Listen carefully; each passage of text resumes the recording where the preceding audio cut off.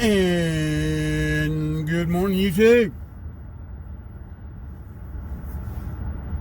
It's the old soldier coming at you from Robeson County, North Carolina, where the temperature has taken a nosedive. Yeah, it's 38 degrees outside. Considering yesterday we had a high of 66, and the day before we had a high of about 75, 76. So yeah, it really is a nosedive of sorts. Which the remainder of this week, or through the weekend, and all next week, we're supposed to have some really frigid temperatures.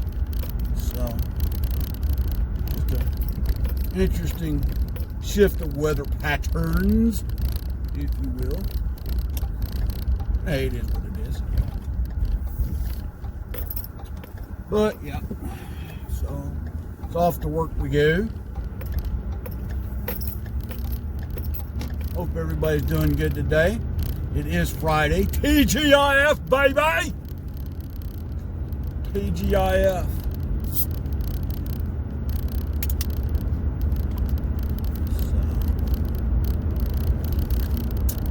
Anywho, anyhow, anyway. What to do, what to do, what to do, where we going, where we going, where we going? Well, it's a real good question. Today is Fun Friday. So, I'm not going to get on anything too serious. We're just going to have a little bit of fun. Been watching some of these videos on the Bookface or Facebook, yeah, that thing. I've been catching these clips of the new Family Feud with Steve Harvey. You know, they're showing these clips on there where it's certain segments of it, and one of the ones was where the answer was already on the board, and he comes up to the contestants and he asks me, gives the answers up on the board, and it's like, do you not read what was already up there?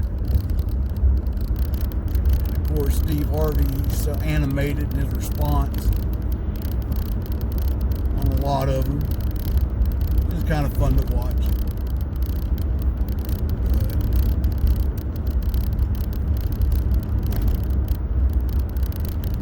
It's a game show that's been around for quite a while. I was watching a lot when I was a kid. Family Feud. That first host, Richard. Oh shit. Played on Hogan's Heroes. Any other day of the week I could tell you who it was. Now I can't remember to save my life. But anyway, I guess I'm getting old. Yes, I'm getting old. So yeah. Well, tell me what you think about this latest scandal in Major League Baseball, folks. That was one thing I did watch in the news, where I guess he was going to be the new manager for the New York Mets, and they've already let him go over this, over a sign stealing scam or scheme or what have you.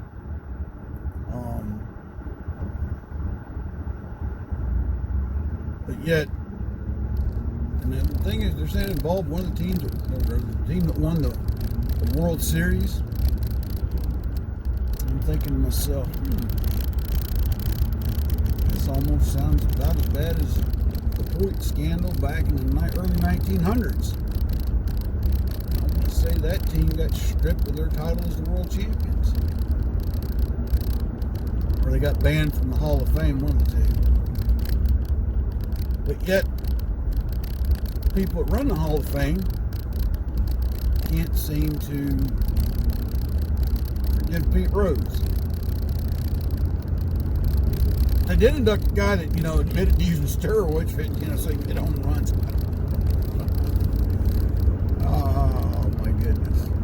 But See, I remember as a kid watching Pete Rose play. I mean, I wasn't a big Reds fan, but Pete Rose was a phenomenal ball player. Really was. Dude could hustle.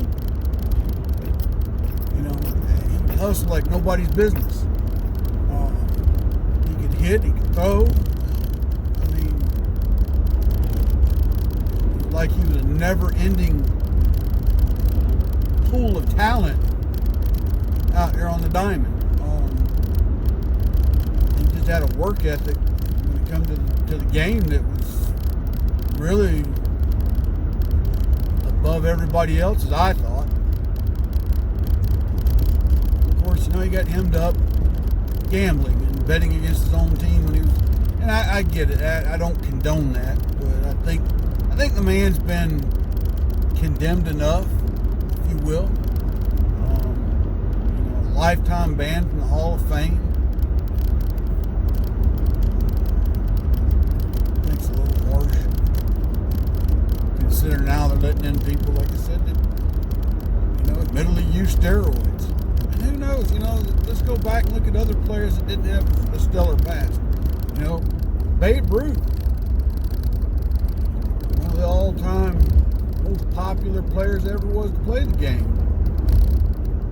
Known to be a womanizer, loved to drink.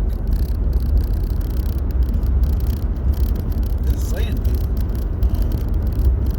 So I think the Baseball Hall of Fame is up there in Youngstown, Ohio. So if anybody that's a member of that board that, you know, allows these things to happen, come off your high, you know, your extremely high moral ground and show a little bit of compassion and mercy to the man. I think he's paid dearly for his mistake, and I do believe that he is truly remorseful for what he did.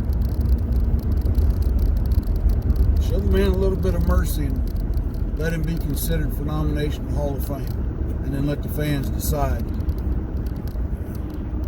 Just saying. That, you know, I used to love watching baseball. I used to love watching baseball when I was a kid. Growing up, you know, 6 years of my life in East Point, Georgia. If y'all don't know where that's at, folks, it's just outside of Atlanta. Well, for all I know, it could be surrounded by Atlanta now, as much as the place grown. But, you know, I lived there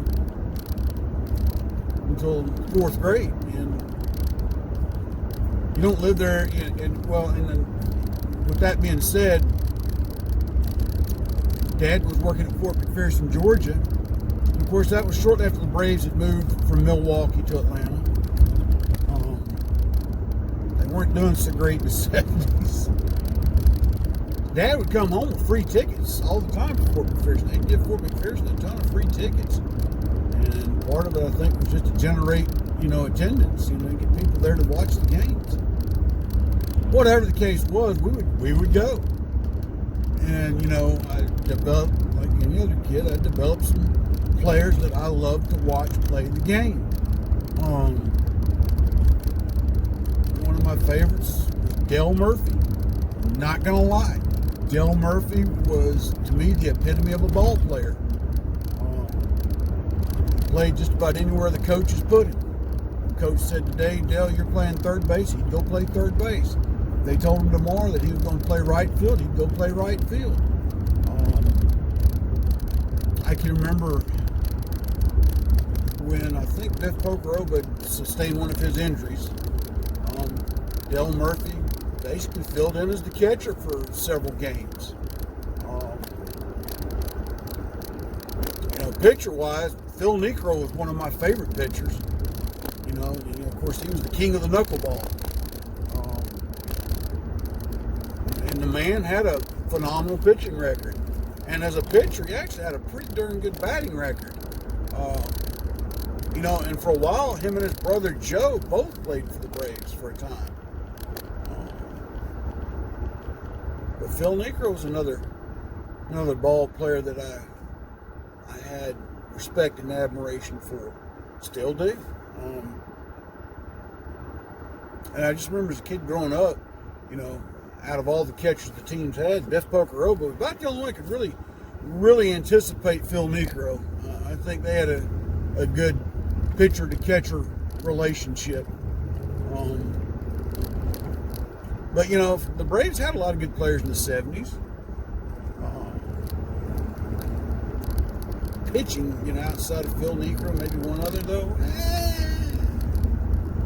And then they had some coaching issues. I want to say when we got there in 73, Dave Bristol was the head coach, the manager. I'll never forget, we went and saw one game. Braves actually won in extra innings, and it was like they'd won the World Series. They were just so happy they won a game.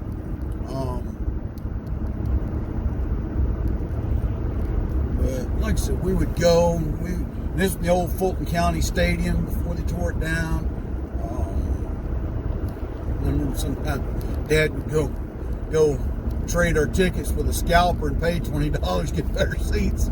That was always kind of neat. They can't get a dead man for violating the law now. But he would do that. We had a lot of fun going to the games, watching them play right there in Atlanta, Georgia. I don't know. It just seemed back then, and maybe it was because I was a kid. I don't know. It seemed like there was a whole lot more honor in the game. The players had a bit more loyalty to their teams than they do today, I think. To me, there was something nostalgic about watching the game when I was a kid. I think that nostalgia's been lost. Some people would probably tell me I need to change with the times. Well, no, I don't. I need to be who I am. But yeah, I just fond memories of growing up there, and watching them play. And I remember when they finally got Bob Warner on the team, things started to turn around. The problem with Bob Warner was that he would have a hot streak and then he'd have an injury and then he couldn't do much. And then poor old Dale Murphy, when they figured out how to pitch to him,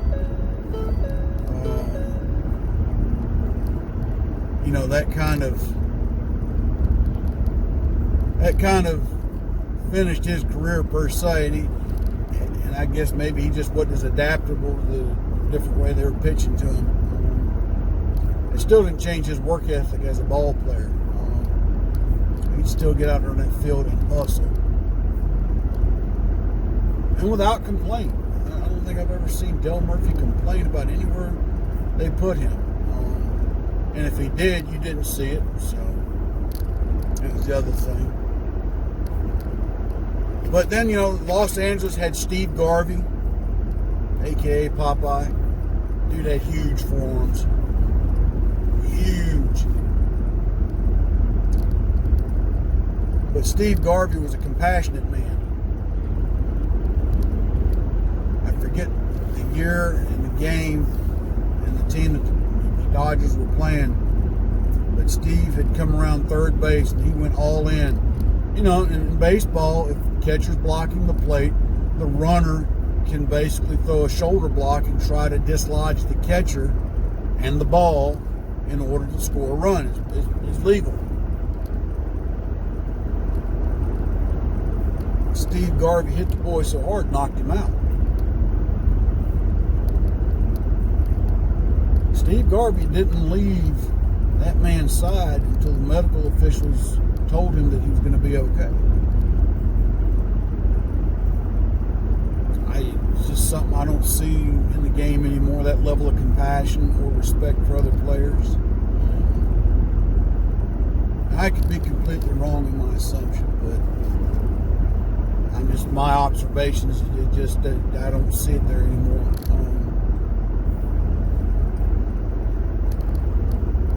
I'll never forget one game in Atlanta. Roland Office I think he was playing center field, went back to catch, jumped up, caught it, and went over the fence and landed on his back.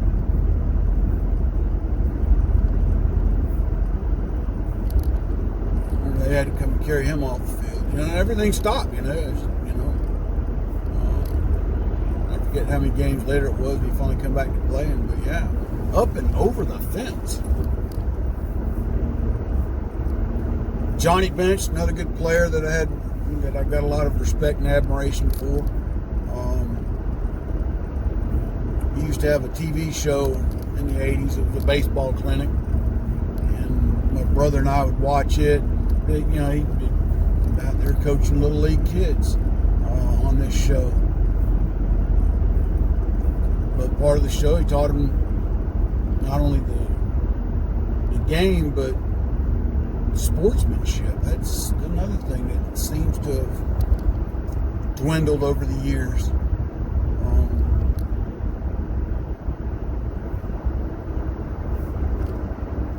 And honestly, I can't remember the last time I went to a Little League game, but the last time I did go, parents are out of control. And the parents have gotten too competitive. I'm putting it out there.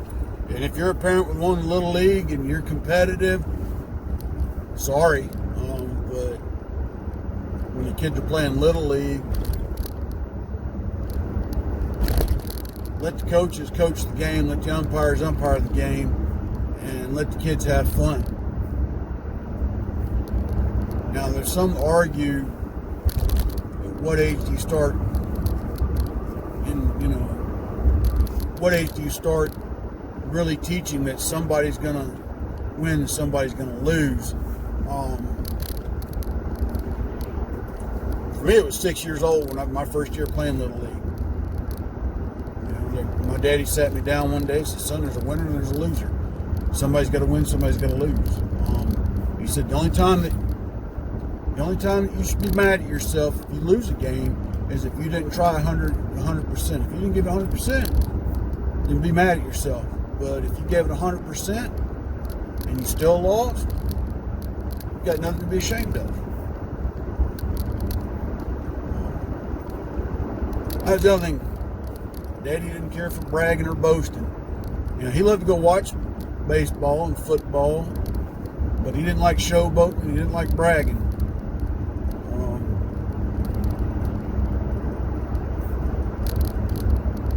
I learned that lesson the hard way playing Little League ball. There was a game I was the star player of the game. There's one game. And I got to the dugout. And the game wasn't over. We still had like 3 more innings to play. I'm boasting and bragging like, "Look at me. I'm the hero of the ball field. I'm doing all this. Me, me, me, me, me, me."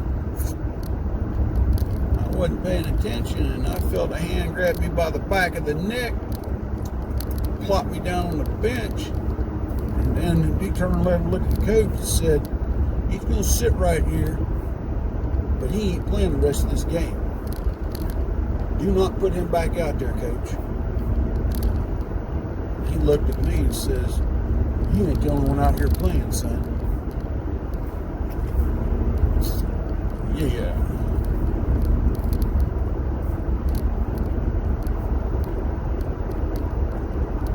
That's the other thing. I don't care for all the, football. I don't care for all the end zone annex. And I think college ball has restricted how much they can do. I'm not sure about pro ball because we don't keep up with it anymore. But all that stupid dancing and nonsense in the end zone, you score a touchdown, get the ball back to the referee and keep the game going. I just never cared for it myself. I think now they've got a rule where you can get a penalty for taunting. I saw they did catch a college game where the referee called a player out on that twice. And he caught the ball and he held it behind him as he was running the end zone.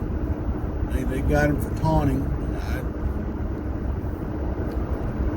don't blame him for that. You don't call for all that mess. But again, like I said, my daddy taught me to respect the game, to be humble in the game, and to enjoy it. And like I said, a lot of these players, I think were the epitome of sportsmanlike conduct. There's some that aren't, even in my time. There used to be some real nasty players when I watched baseball growing up. Catfish Hunter. Some of y'all might remember who that is. Played for the Detroit Lions.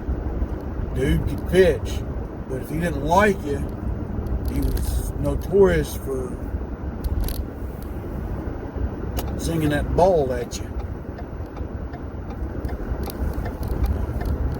There's been more than one batter that's been hit by a stray pitch by Catfish Hunter.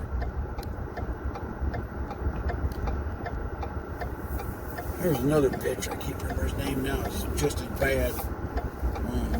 He would nail you if he didn't like you.